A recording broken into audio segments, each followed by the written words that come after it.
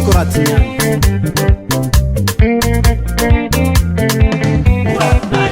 Yakwano imaregny koragnako mila mitandrigny aviave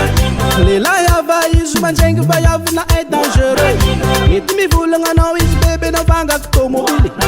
Ndraiky koa izy mivolagna anao agnamboarany tragno fa ravantea hazo tsy maintsy mandangolango Saiky za tsy mamo aza magneky ataony tiako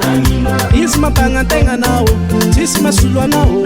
Izy koa mbalatsina hazo mila vatagna bala hazo Zay koragna lahabe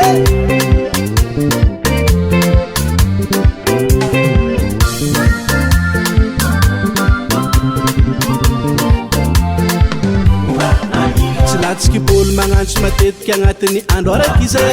Milingilingy ety fônao io konindony amy tomobily Ivaragnetika vodkanao kofa tonga amy resto Raha nataona rehefa vita kanefa izy marie Sady efa mananjanake eo anao vao tavela-dragno Nagnategna ho alainy an-dragno Samo se fanagago Tiako anao imaregny koragnako mila mitandrigny aviave Pôzy dalahy ava izy izy kofa mikoty mamitika tsy agny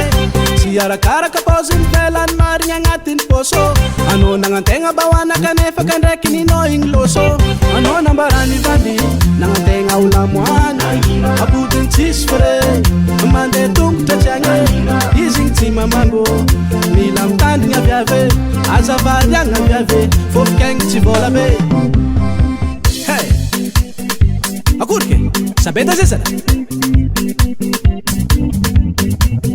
Anako fa takatra lela mamy tsy maintsy mandeha bojo